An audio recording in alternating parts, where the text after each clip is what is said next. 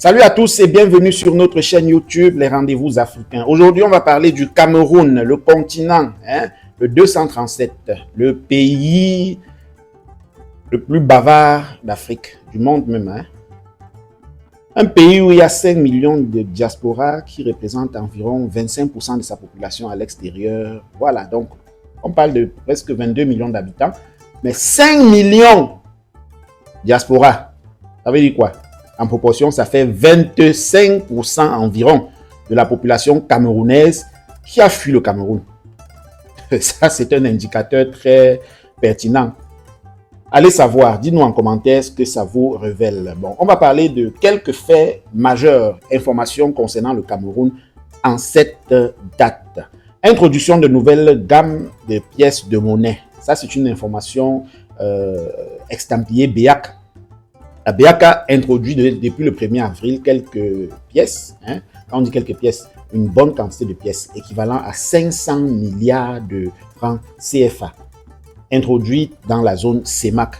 Vous savez que les Chinois, les Asiatiques, ont exploité pendant plusieurs années les anciennes pièces, parce que les anciennes pièces étaient faites avec des matières qui avaient valeur supérieure à la monnaie même. Donc, si vous voyez la pièce de 100 francs, les matières qui étaient utilisées pour faire la pièce de 100 francs avaient une valeur supérieure à la valeur même de 100 francs. Donc, c'est-à-dire quoi? En expliquant ça d'art, donc terre à terre, si vous prenez 100 francs, vous remettez à un Asiatique, il vous remet 150 francs environ. Vous voyez, c'était un gros marché. Du coup, les salles de jeu, tous ceux qui collectionnaient les pièces en longueur de journée là, quand ils collectionnaient, ils revendaient aux Asiatiques pour se faire un paquet d'argent pendant plusieurs années. Vous avez remarqué dans nos rues que on a pénurie des pièces de monnaie depuis presque 5 ans déjà. Et c'était dû à cela, il y avait fuite des pièces de monnaie de la zone CEMAC. La BEAC a donc remarqué cela et a pallié en créant de nouvelles pièces qui ont valeur de très loin. En fait, les matières qui sont utilisées pour créer les nouvelles pièces ne sont même pas prisées par l'industrie de la bijouterie, comme c'était le cas pour les précédentes pièces. Donc, on parle du deuxième fait qui est session extraordinaire de l'Assemblée générale de la FECAFOOT. Une session extraordinaire de l'Assemblée générale de la FECAFOOT camerounaise de football, donc Fédération camerounaise de football, se tiendra le 12 avril 2025 au centre d'excellence de la CAF à Bankomo au Cameroun. Les Camerounais connaissent bien Bankomo, c'est un lieu très mythique, c'est un lieu mythique, un lieu très prisé et connu des Camerounais parce que les Camerounais aiment le football. Donc du coup, Bankomo, le siège de la FECAFOOT, pendant plusieurs années était en construction, blablabla, je vous épargne de tout ça. Donc, réunion extraordinaire le 12 avril, carrément en date de l'élection présidentielle gabonaise. Qu'est-ce qu'on va suivre? Est-ce qu'on va suivre l'élection présidentielle gabonaise qui est en cours là? Ou alors on va suivre la session extraordinaire de l'Assemblée générale de la FECAFOOT? Vous savez, quand il y a Assemblée générale, surtout extraordinaire, ça veut dire qu'il y a eu un fait qui a incité soit le président de la FECAFOOT à organiser une session extraordinaire, soit 2/3 du directoire a siégé et décidé de convoquer la session extraordinaire. Du moins, ce n'est pas une session ordinaire. Les sessions ordinaires sont connues d'office et d'avance au début d'année. De quoi est-ce que on va parler? Soyons attentifs et restons concentrés, vigilants.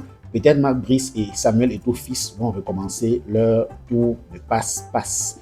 Autre chose, c'est l'accélération des travaux sur la nationale numéro 9. Le ministre des Travaux publics, Emmanuel Nganou Djoumessi, vous le connaissez très bien, c'est un nom qui... On n'aime pas trop prononcer ça au Cameroun, mais on va le prononcer, Emmanuel Nganou Djoumessi. Un ministre très paresseux qui ne travaille pas, du moins pour ce qui est de ma part. Au Cameroun, vous savez, sur les routes, les travaux publics, sur les routes, plus de personnes meurent tuées par les routes que par le paludisme au Cameroun. On peut avoir 200 à 300 personnes mortes au Cameroun par mois sur les routes totales, sur tout le réseau routier du Cameroun. 200 à 300 personnes mortes à cause d'Emmanuel Nganou Djoumessi. On va dire ça comme ça parce que ces routes-là ne sont pas bitumées. Tout ça, c'est la poussière par-ci, par-là. Les nids de poules, ni de ceci, ni de cela, ni d'éléphants, tout ça. À cause de Emmanuel Nganou Djoumessi. Il ne goudronne pas. Et voilà. Vous savez, dernièrement, à la falaise, il y a eu une catastrophe naturelle. Il est venu faire une parade disant non, on va faire une voie de contournement qui va passer par Foréké, passer par Fonta, Chula, machin et tout. Et puis, les populations se sont grouées à prendre les roues et les machettes pour aménager. Question, n'est-ce pas, de faciliter la tâche et d'encourager actes, on appelle ça les actes de civisme, donc patriotique, pour encourager l'initiative du ministre. Jusqu'aujourd'hui, 6 mois après, aucune route n'est passée. Les voitures passent par là. Heureusement que les populations avaient au moins utilisé les roues pour aplanir certains sentiers. Emmanuel Nganou Djoumessi a relancé les travaux sur la nationale numéro 9. Il a ordonné d'accélérer les travaux sur la nationale numéro 9 avec l'objectif de livrer le projet en juin 2025. Ben, je n'en dirai pas plus. Ça, c'est ce qu'il a encore dit. Et vous savez ce qu'il dit depuis.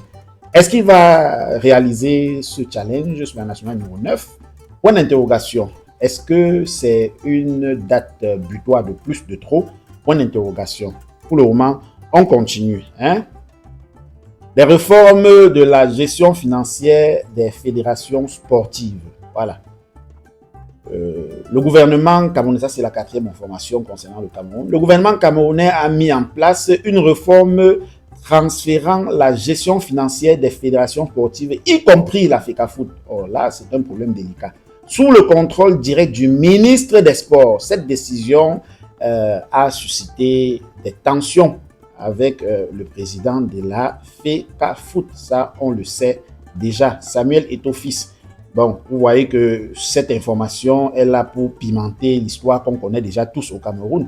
Le duel qu'il y avait entre la fédération sportive et le moustachu barbu Cameroun qu'on n'aime pas trop là. Voilà. Que certains aiment, que d'autres n'aiment pas. Depuis un certain temps qu'il est en duel. C'est quelqu'un qu'on n'aimait pas, mais comme il est entré en duel avec Samuel Eto'o-Fils, vous savez, on dit l'ennemi de mon ennemi est quoi? Est mon ami. Et puis l'ami de mon ennemi est quoi? Est mon ennemi. Donc, ce réseautage-là s'est joué. Finalement, beaucoup de personnes aiment le moustachu barbu, ministre des Sports.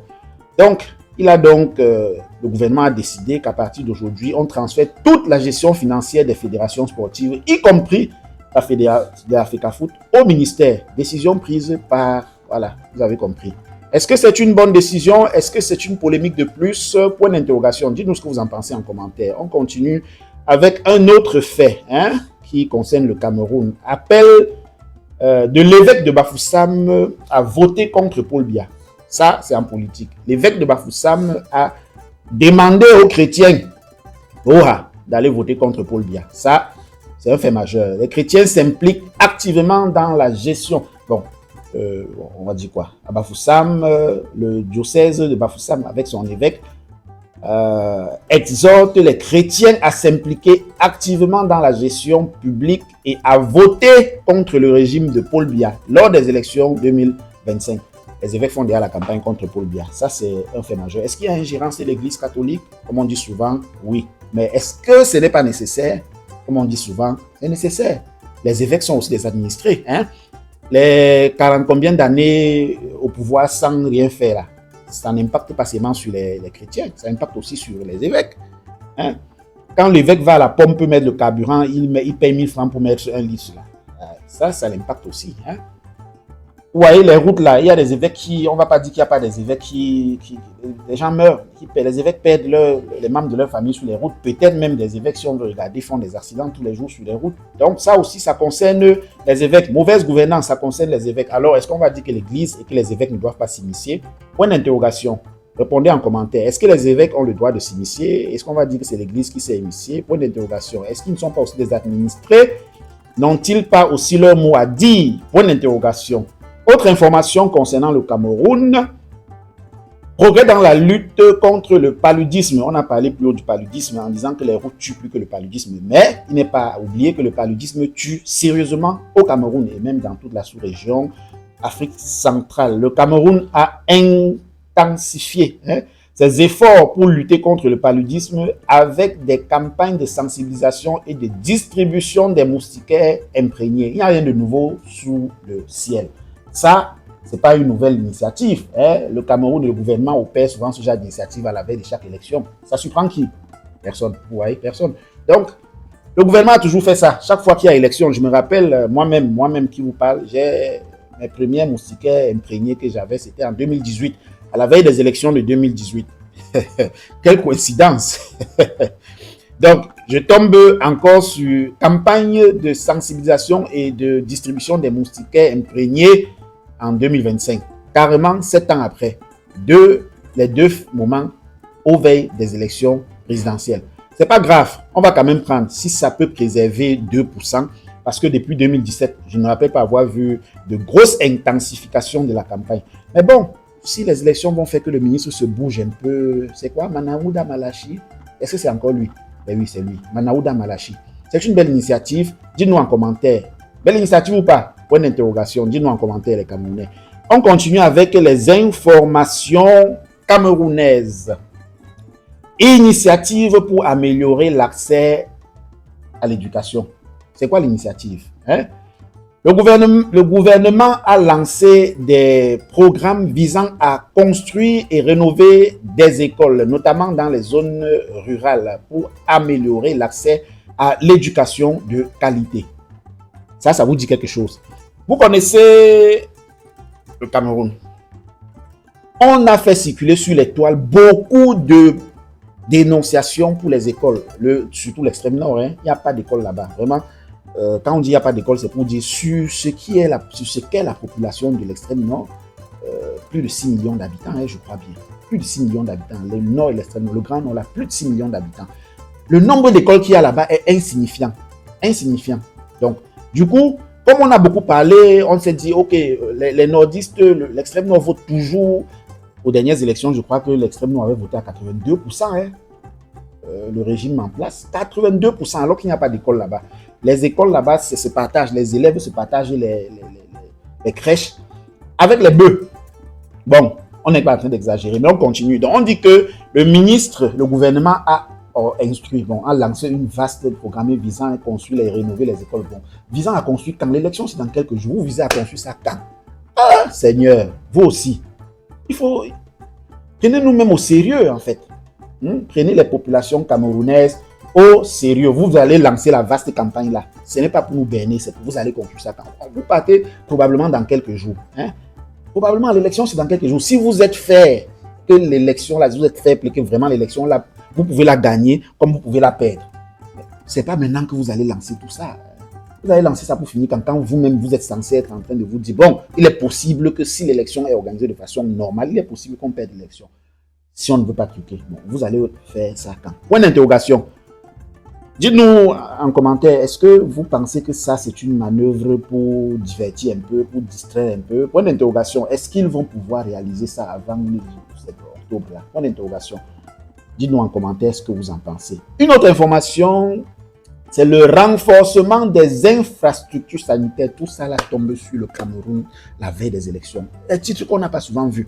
Renforcement des infrastructures sanitaires. On dit quoi de ça? On dit que des investissements ont été alloués à la construction et à l'équipement d'hôpitaux et des centres de santé dans le but d'améliorer les services de santé pour la population.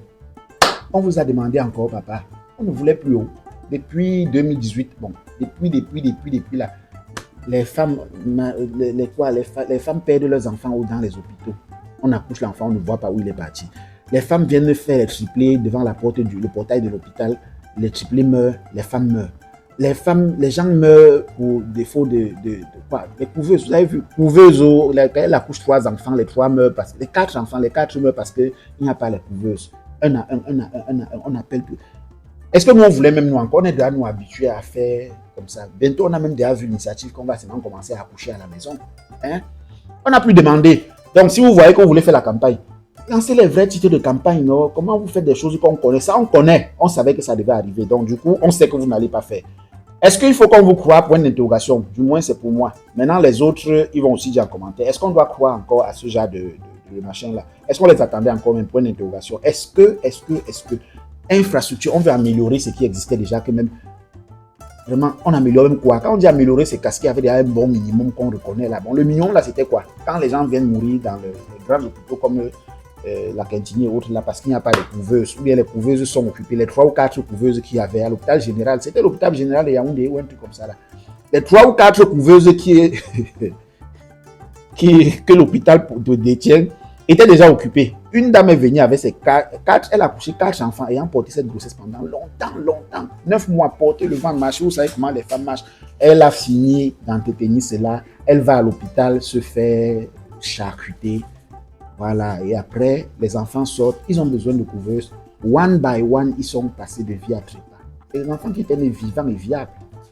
Mais one by one, vie à trépas. One by one, elle a perdu tous les enfants. Bon, ce n'était pas le but de la vidéo. On continue, on lisait juste les titres et on s'inquiète, on se questionne. Point d'interrogation. On continue avec un autre titre, le dernier, probablement, parce que si on veut faire les grands titres des journaux ou bien les grandes actualités camerounaises aujourd'hui, on ne va jamais finir. Hein?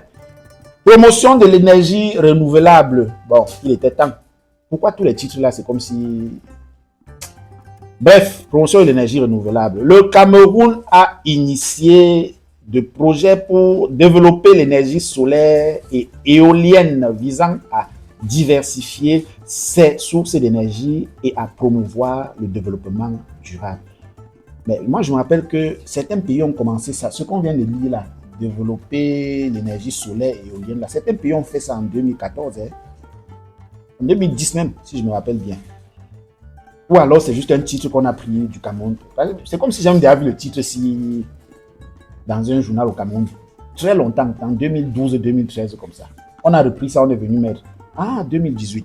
Bref, est-ce que. Donc, les néo, c'est les néo qui a décidé, je ne sais pas trop, bon, on dit quoi? Est-ce que les néo a décidé de passer de l'énergie, on appelle ça hydraulique, voilà, énergie hydraulique à l'énergie éolienne et renouvelable comme l'énergie solaire? Point d'interrogation. Si oui, comment est-ce que ça va se faire? Parce qu'il ne faut pas seulement donner les grands titres, donner les grandes initiatives comme ça, les grands projets. Mais on va faire ça comment au Cameroun? Ça vous dit quoi? Est-ce que ce sera orienté, c'est pour pallier au problème d'électricité des grandes villes comme Douala et Yaoundé, Bafoussam, ou alors c'est pour créer de nouveaux abonnés électriques, électrifiés dans des villes comme dans des régions comme l'extrême nord, ou alors c'est pour réparer les dommages causés par l'instabilité au nozo, ou alors, point d'interrogation. C'est toujours avec un grand plaisir que nous vous faisons des vidéos comme celle-ci. Dites-nous en commentaire ce que vous en pensez. Partagez la vidéo afin que les Camerounais soient conscients et bien informés, avisés de tout ce qui va être fait dans leur pays à partir d'aujourd'hui. Ça, c'est les titres d'aujourd'hui, c'est les informations fresh informations venant du Cameroun, du continent du 237, du pays de Paul Biya, du pays de l'homme président le plus vieux, du pays de l'homme, du président du Sénat le plus vieux, du pays du président de l'Assemblée nationale le plus vieux au monde, vraiment du pays où de tous les records négatifs. Abimte.